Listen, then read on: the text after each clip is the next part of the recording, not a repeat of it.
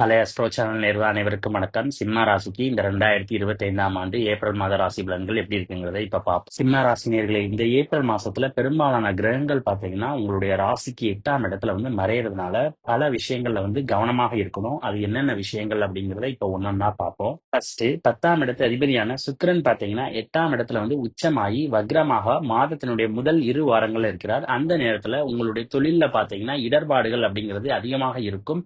அதனால தொழில்ல எந்த ஒரு விரிவாக்கம் செய்யாமல் இருப்பது நல்லது.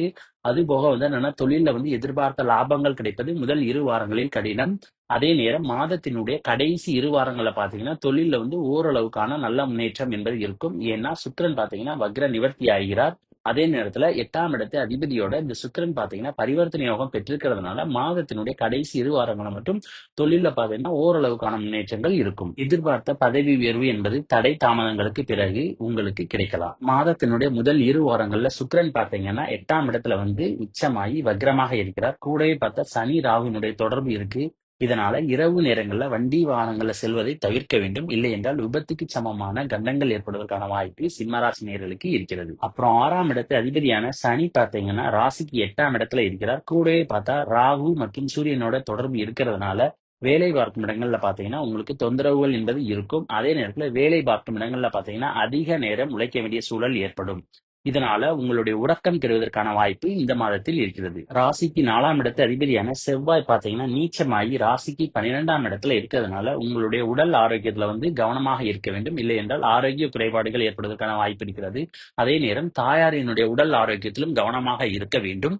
சொத்து சேர்க்கைகள் இந்த மாதத்துல நீங்க வாங்குற மாதிரி இருந்துச்சுன்னா தவிர்ப்பது நல்லது. ஏன்னா செவ்வாய் நீச்சமாக இருந்து உங்களுடைய ராசியை 12ல இருக்கிறதுனால சொத்துக்கள் புதிதாக ஏதாவது வாங்கினீங்கன்னா நிச்சயம் வில்லங்கங்கள் ஏற்படுவதற்கான வாய்ப்பு இருக்கிறது. இல்லை என்றால் நஷ்டங்கள் ஏற்படுவதற்கான வாய்ப்பும் இருக்கிறது. 2ஆம் இடத்து அதிபதியான புதன் பாத்தீங்கன்னா நீச்சபங்க ராஜயோகம் பெற்று 8ஆம் இடத்துல 7ஆம் பார்வையாக 2ஆம் இடத்தை பார்க்கிறார். கூடவே பார்த்தா சனி ராகு சூரியனுடைய பார்வையும் பாத்தீங்கன்னா 2ஆம் இடத்துல விழுவுறதுனால இந்த மாதத்துல நீங்க பேசுற பேச்சுக்கள்ல ரொம்ப கவனமா இருக்கணும். ஏன்னா நீங்க பேசுற பேச்சுக்கள் எல்லாமே பாத்தீங்கன்னா அனல் கலந்த பேச்சுக்கள். அதே மாதிரி பேசுற வார்த்தைகள்லயும் கவனமா இருக்கணும். ஏன்னா வார்த்தைகளும் பாத்தீங்கன்னா தேவையில்லாத வார்த்தைகள் குடும்பத்துல வருவதற்கான வாய்ப்பு இருக்கிறது. இதன் மூலமாக உங்களுடைய குடும்பத்துல சண்டைகள் வருவதற்கான வாய்ப்பும் இருக்கிறது. அதோட சந்தோஷங்களும் கெட்டு போவதற்கான வாய்ப்பும் இருக்கிறது. கண் சம்பந்தமான தொந்தரவுகள் இந்த மாதத்தில் போவதற்கான வாய்ப்பு இருக்கிறது. லாபாதிபதியான புதன் பாத்தீங்கன்னா நீச்சபங்க ராஜயோகம் பெற்று 8ஆம் இடத்துல இருக்கிறதுனால எதிர்பார்த்த லாபங்கள் என்பது இந்த மாதத்தில் கிடைப்பது கடினம். ஏன்னா உங்களுக்கு வரவுக்கு மீறிய செலவுகள் பாத்தீங்கன்னா உங்களுடைய குடும்பத்தில்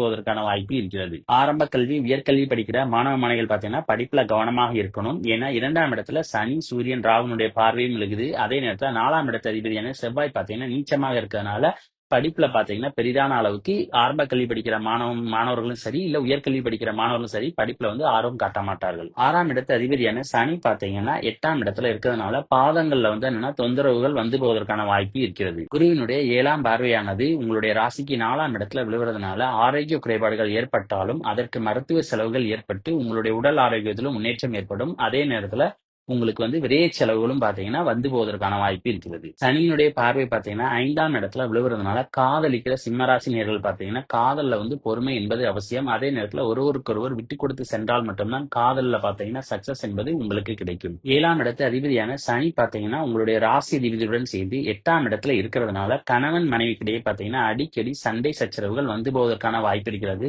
10வதுக்கு தற்போது சனி என்னன்னா 8ஆம் இடத்துல இருக்கிறதுனால அஷ்டம சனியினுடைய பிடியில் இருக்கீங்க. இதனால குடும்பத்துல பாத்தீங்கன்னா அடிக்கடி சண்டை சச்சரவுகள் என்பது போகும். அதனால நீங்க ஒருவருக்கொருவர் விட்டு கொடுத்து சென்றால் மட்டும்தான் குடும்பத்துல மகிழ்ச்சிகள் ஏற்படும். 9ஆம் இடத்து அதிபதியாகிய செவ்வாய் பாத்தீங்கன்னா நீச்சமாக இருக்கிறதுனால தந்தை வழி சொத்துக்கள்ல கவனமாக இருக்க வேண்டும். ஏன்னா தந்தை வழி சொத்துக்கள் மூலமாக உங்களுக்கு செலவுகள் ஏற்படுவதற்கான வாய்ப்பு இருக்கிறது. அதே நேரம் தந்தையினுடைய உடல் ஆரோக்கியத்துல பாத்தீங்கன்னா நீங்க கவனமாக இருக்க வேண்டும். இதனால் உங்களுக்கு விரைய செலவுகள் ஏற்படுவதற்கான வாய்ப்பும் இருக்கிறது. இந்த நேரத்துல அதிர்ஷ்டம் சம்பந்தமான எந்த ஒரு விஷயத்திலையும் ஈடுபடக்கூடாது. ஏன்னா அதன் மூலமாக உங்களுக்கு நஷ்டங்கள் அல்லது விரைய செலவுகள் ஏற்படுவதற்கான வாய்ப்பு இருக்கிறது. அதே நேரம் முதலீடுகள்ல இன்வெஸ்ட்மெண்ட் பண்ணும்போது கவனமா இருக்கணும். ஏன்னா உங்களுக்கு நஷ்டங்கள் ஏற்படுவதற்கான வாய்ப்பும் இருக்கிறது. காலேஜ் படிக்கிற மாணவ மாணவிகள் பாத்தீங்கன்னா படிப்புல கவனம் செலுத்துவது நல்லது. ஏன்னா 7ஆம் இடத்து அதிபதியான சனியுடன் பாத்தீங்கன்னா ராகு மற்றும் சூரியனுடைய தொடர்பு இருக்கிறதுனால படிப்புல பாத்தீங்கன்னா ஆர்வம் என்பது நீங்கள் காட்ட மாட்டீர்கள்.